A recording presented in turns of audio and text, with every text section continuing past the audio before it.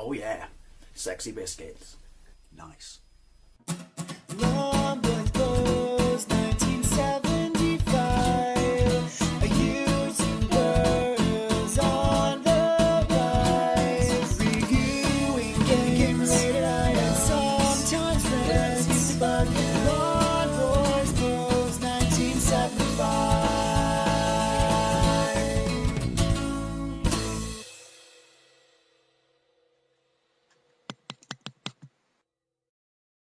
Hey YouTube, Longboys Post 1975. Welcome to the Wednesday vlog.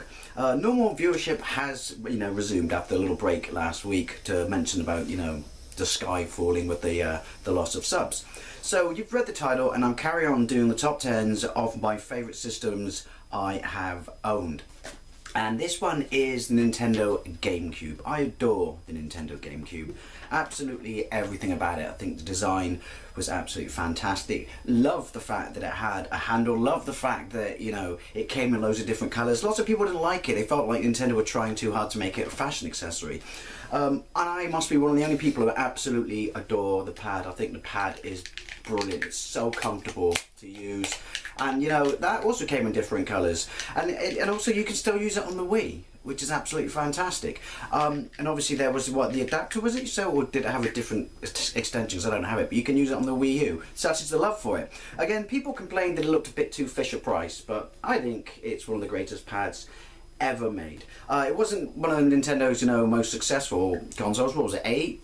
10 million, but to be fair, nothing stood a chance at the time because the PlayStation 2 absolutely destroyed everyone else and dominated the market. Nintendo didn't help themselves much, like the N64 when they went for the smaller, their own optical media, to try and stop copyright protection, to try and stop copyright infringement. But much like the N64, people found a way. So ultimately, it kind of affected the system that games were split onto multiple discs and was smaller than all the other ones using DVDs. But that's by the way. I love the Nintendo GameCube. I still have mine, but I generally play my GameCube games on my Wii simply because I've got the is it a component set? I don't know, the 5 cable lead onto my HD TV, so they look absolutely fantastic on that. Now, my history of the GameCube it's a little weird. I remember its launch. I remember the adverts of the glass cube with the Star Wars, X-Wing in it and stuff like that. And I remember thinking, awesome, it's got Star Wars. I would kill to play that game, but I got a PlayStation 2. I'm more than happy. I didn't know anyone who had one. I do remember price drops happened, not immediately, but quite quickly. And I never ever got to play one until I moved to Canada and my mate had one. And I got to play it and actually quite liked it. And then many years later, that was still my only experience of playing it. When I came back to the UK, I had no systems. The last system I had owned was a PlayStation 2 in Canada, and because I certainly couldn't afford a new system at this point, and I think the system that was out at this point was the Nintendo Wii 360 and the PlayStation 3. Couldn't afford any of those, but just wanted to have something so I could play games and pass the time when the weather sucked and stuff like that, and also because obviously I love gaming. So I went to my local Pink Planet and I bought a second-hand black Nintendo GameCube. I can't remember what I paid for it, 2006, 2007, but it really wasn't very much. Now the reason I bought it was I thought I could have gone with a PlayStation 2. God knows there were so many more games available for it, but I thought, no, I've already had that, I've been there, I've done that. Don't really want an Xbox, original Xbox, so I thought, no, I'm going to have a GameCube. Not only was it really cheap second-hand, and they had a decent amount of games in there, and cash converters carried loads of them for the GameCube at this point, but I thought, you know what, yeah, there's games from the PlayStation 2 on it, but it's got, what Nintendo does best, which is its, brilliant, library of first-party games. So that's why I bought it, and I absolutely adored it. I think by the end of when I started playing, to some degree it's never really stopped me playing the GameCube, not because of the retro capacity, but because of the brilliant thing Nintendo did where the Nintendo Wii was backward compatible. I think it was absolutely fantastic. To some degree, but it's not about that in this video. I think it's brilliant that they made the Wii U backward compatible to the Wii with the whole upscaling thing. But yeah, so I never really stopped playing GameCube games without, with them becoming, to me, playing them as a retro, picking them back up because of, having that compatibility.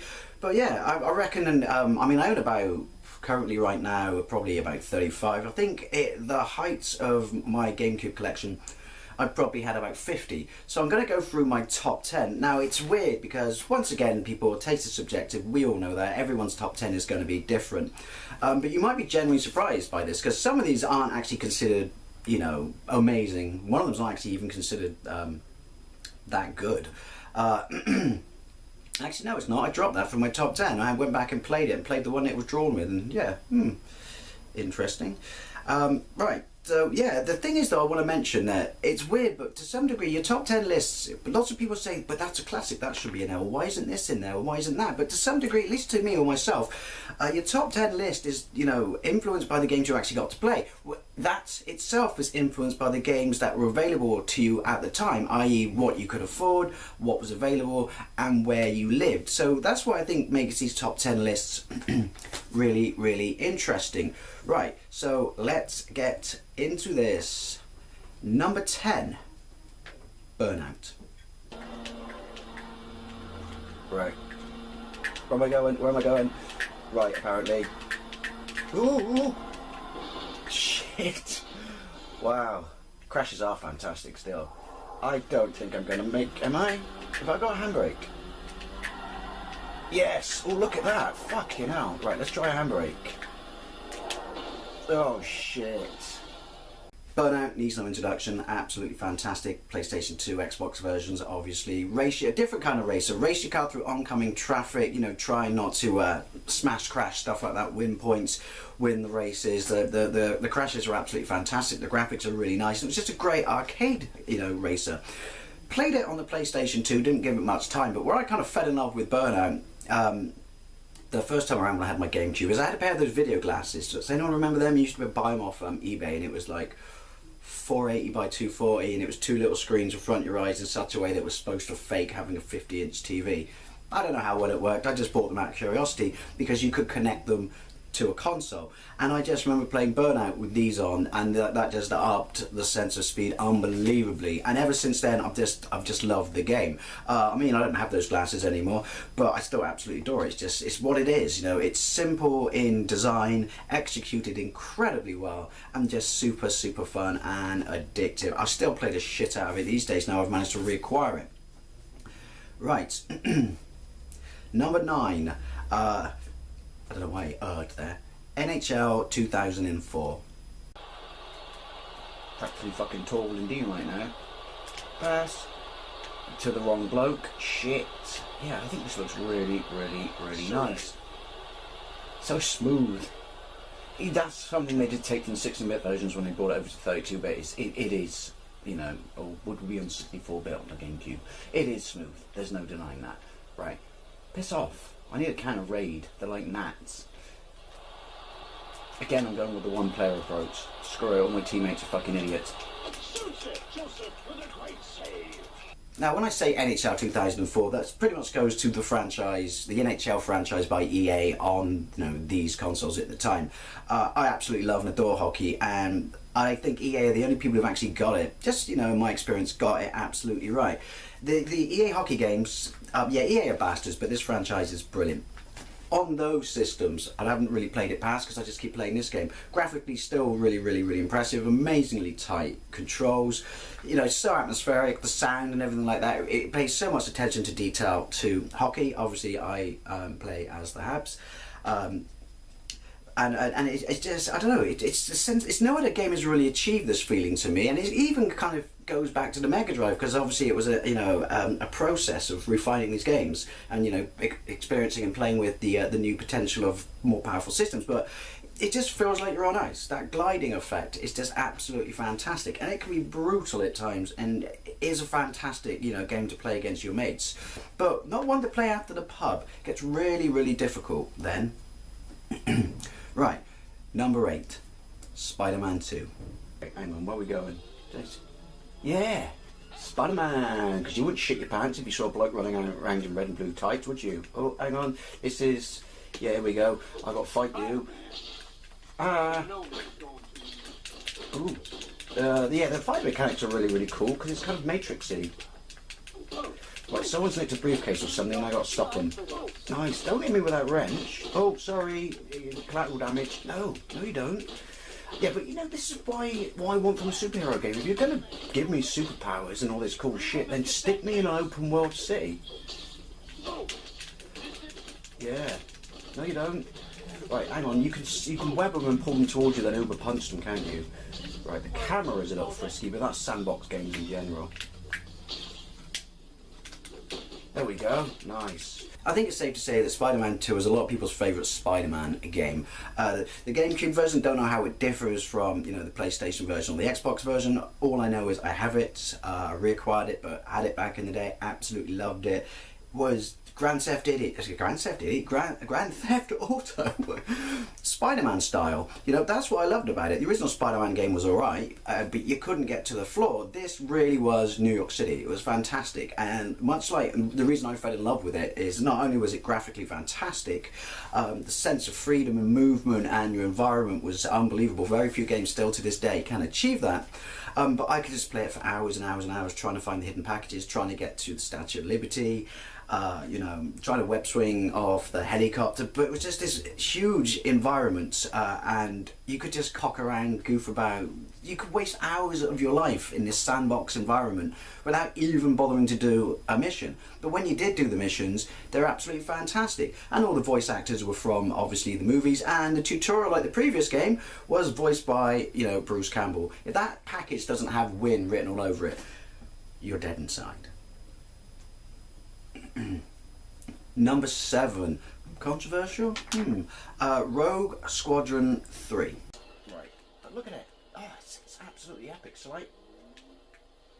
oh, fuck me sideways and call me a slag. Right, can I go up? Oh, can I don't? Fuck me, I had no idea how I missed that. As you can see, I'm Luke Skywalker, so I've got the leather glove on my right hand because it's all banged up and shit. I have no idea what that red thing is. Is it a warning? Oh, it means bang them. Oh, fuck. Bollocks. One thing just dawned on me the other day, I don't know why it took me this long to dawn on me. Oh, fuck, is biker scouts. They're amongst my favourite Imperial troops, but why do they have such square helmets? Because you would think because of the speed these bikes piss through the woods, they'd be more aerodynamic. Now, yes, it's not as good as Rogue Squadron 2. We'll get there. Rogue Squadron 3 is absolutely fantastic to me. The on-foot levels aren't brilliant because of the way it aims. But lots of people say they ruin the game. I don't think so. I love this game because, you know, much like it's, you know, the prior title, graphically it's absolutely sublime and still holds up today. Blows still a lot of games out of the water. So iconic, you know, all the ships, all the hidden levels, hidden ships, unlockables. I think it was the first time you got to see Star Wars on a disc, at least a digital format, other than Laserdisc, because it was prior to the DVD release, wasn't it? But, you know, atmospheric, they lift the voices from the movies, and then when they don't, they have decent voice acting. You know, you can do everything. They got movies based on the movies, they got independent, you know, original levels and stuff like that. I just think it's absolutely fantastic. But the best bit is all the hidden stuff in it, as I said, because you can actually play you can play on foot the Death Star escape when you're dressed as stormtroopers running around with Chewbacca. You can play escape from the Death Star when you're in the gun turrets, which has actually got the voices from the actors, you know, when they have to destroy the TIE fighters, and obviously they're letting them get away. And it's got the 3 Atari arcade games hidden in it. But it's just an all-around amazing package. Yes, as I said, the on-foot levels aren't brilliant, but they by no means, you know, ruin a really good, graphically stunning game. And atmospheric. I mean, it just invokes your passion for Star Wars. Number 6, Super Mario Sunshine. Oh shit, bad wankers. As opposed to good wankers. I can kill you. Oh, they get stuck in it, do they? Yeah, you're welcome. 5 please. That looks awesome. So what, I clean it all up, and then I was assuming another plant wanker comes out of it. I wonder if you could poke this game and just have unlimited water and the gun would never run out, although that would be cheating.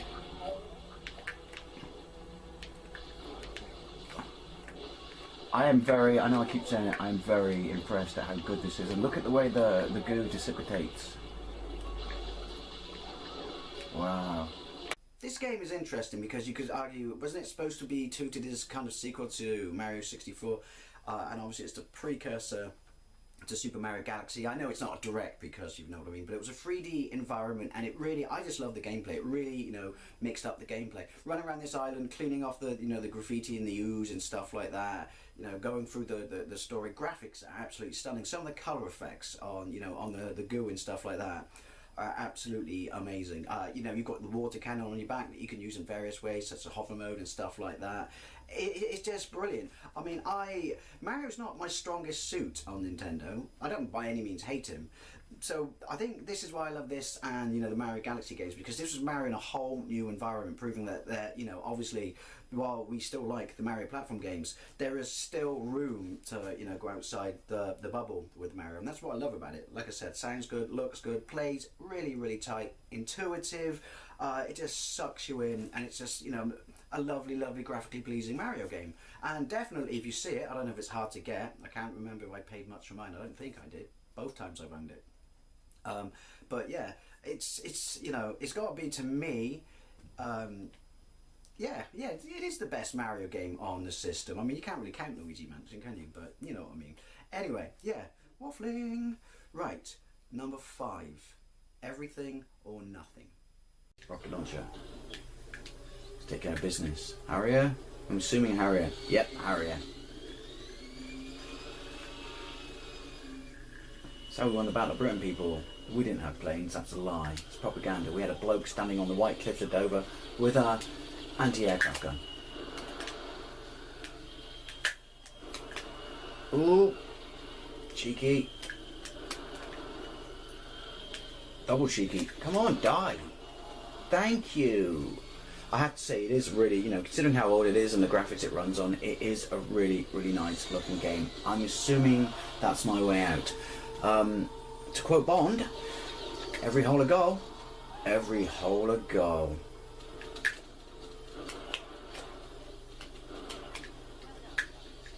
Right, gonna take care of this guy. Ooh. Hey, the bloke doing the voice right now is on Strictly Come Dancing. He's moonlighting from MI5. I actually knew he got kicked off last night, didn't he? Great spy, shit dancer, I guess. Right.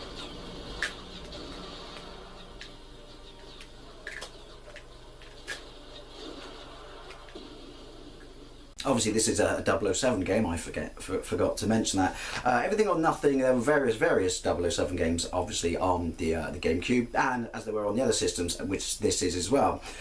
This just happens to be the system I had it on back then and now. Where it differs from the other games is it doesn't just have the likeness of Pierce Brosnan, it has his voice. It has a whole bunch of other famous people. Isn't Heidi Klum in it? And it basically tries to flesh itself out as a real Bond movie. So you've got a brilliant story. You've got, you know, his own song with his own intro. You've got the commentary from all the characters all the way through it, and it's just Bond. It's just absolutely brilliant. On foot, you know, vehicle stages, a good sense of humour. Brilliant graphics, third person, greatest third person Bond game ever. Possibly at the time didn't have much competition because there was just Tomorrow Never Dies, but this is easily, you know, people say, it should have been a first person shooter. No, I love it like this. I just think it's absolutely fantastic, and the best bit is nods to all the old classic Bond movies, and the fact that you even get to fight Jaws in it. That was an absolute highlight for me. This is probably one of my favourite James Bond games. That's probably a list for another time, isn't it? So, Everything or Nothing.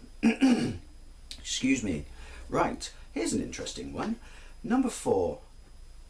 Call of Duty 2, Big Red One. Hello, mate. You doing fuck all? Don't tell me you natching wanker. That works. Oh, fuck. Why am I on the floor? Oh, up. Getting up is a really awkward. Not key. Oh shit! Alright, follow the compass. God, I'm terrible at this game. I'm really terrible at this game. Shit! Dying time, you wankers. But no one's there. Interesting.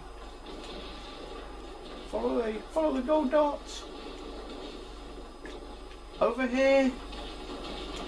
Oh bollocks, I could have picked up health and I fucking wasted that opportunity. The particle effects are absolutely amazing. Look at them. Sexy.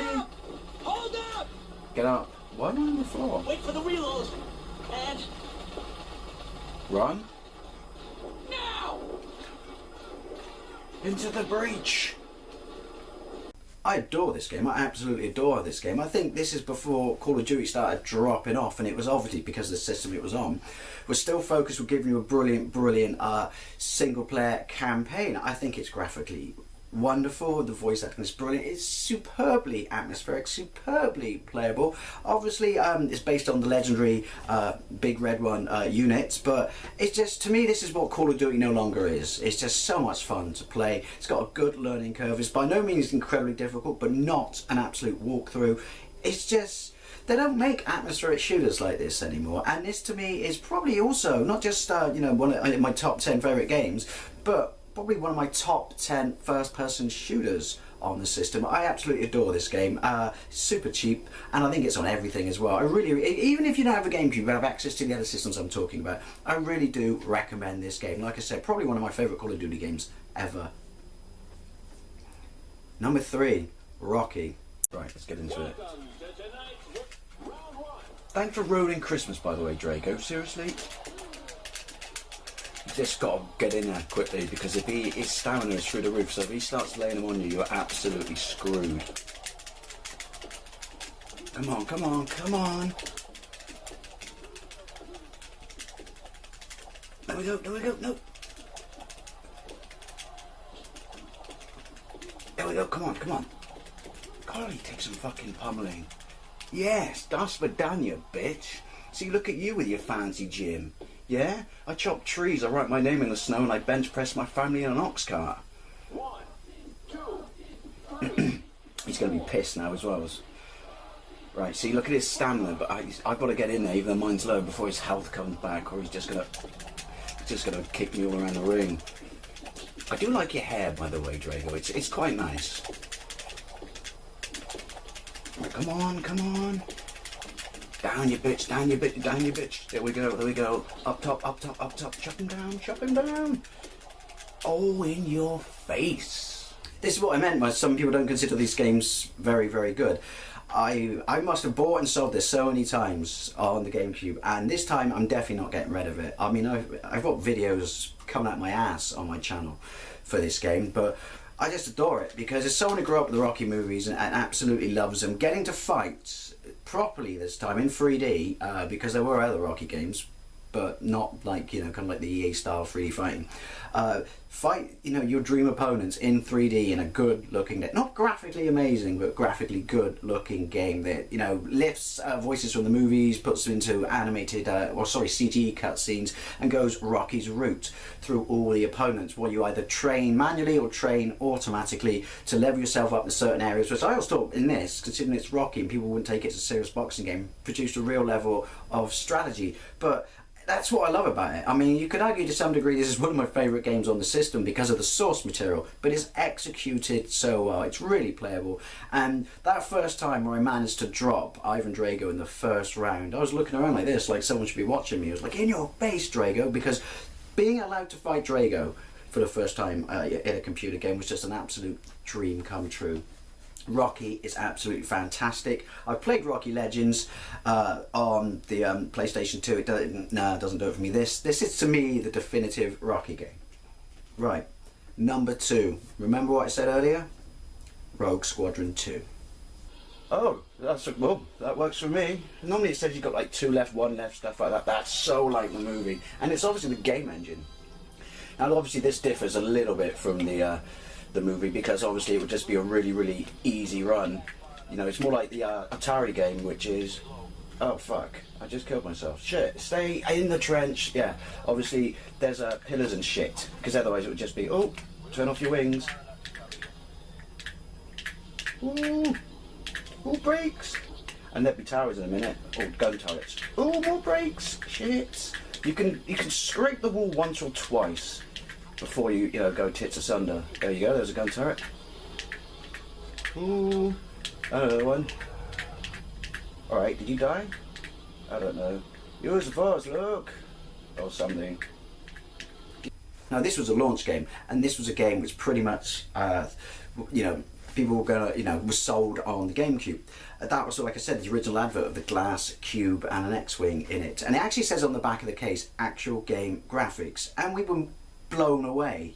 Even when I didn't have a GameCube on launch and I saw the adverts for this game, I shat my pants and a little bit of pee came out. It just looked fantastic.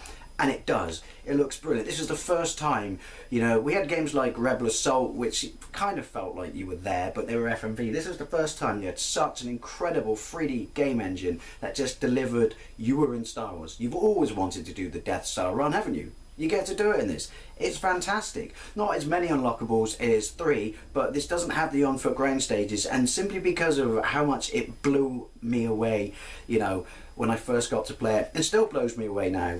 It's just fantastic. Atmospheric, sound effects brilliant, obviously voices from the movie, graphics stunning still by today, fantastic controls, and it's probably the greatest compliment in the world ever that it just feels like you're in the movie. Right, number 1, pretty sure some of you have guessed this. It is my favourite all-time game on the PlayStation 1 as well. Actually, it's in this room. Both versions are, but I can't be asked to reach them because they're over there. No, over there. Damn reverse viewfinder. That would be Metal Gear Solid Twin Snakes. Right, so where are you? Here around the corner. He's still unconscious. Right, so what's choke? That's punch. That's choke. Another bloke coming. Get out the way. Back. Run away. No, no, no, no, no. It's all about getting against the walls. I'm under attack. Stay alert. Right, there you go. You see your duck. I don't like this on the GameCube pad. That's your warning light or your buzzer on the right hand side. If you go to stage 2, it turns off and you don't even know where people are, but it stays secluded. But yeah, I absolutely love and adore this game. Just the fact that, look at it, and the sniper rifles, some of the boss battles are just absolutely insane. Can't remember what choke is, because it's all about choking them. Right, I reckon it's that. So where are you going? Have a look. Where are you going, where are you going, where are you going? Going around there, aren't you?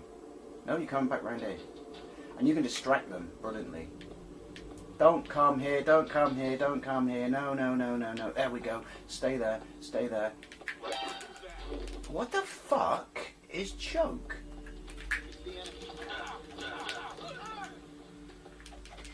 That's really, really annoying. The first buzzer cleared, but he's just called the second bloke.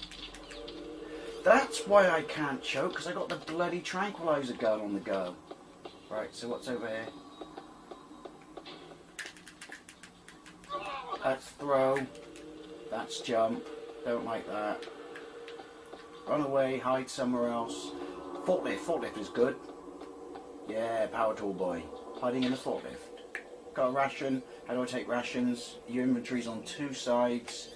Take rations like this. You can store bodies in I don't need one actually, in lockers and everything. You can smoke cigarettes, which you use to give away the infrared beams when you don't have infrared goggles.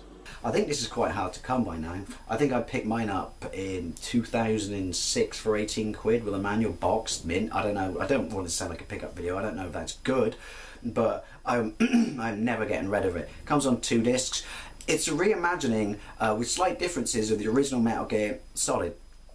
1 different voice actor, I believe, but it uses a game engine that it's made by Silicon Knights, not actually by Konami, but it uses a game engine that's kind of based on the Metal Gear Solid 2 game engine. So you get those visuals and elements of those controls in this playing the original game.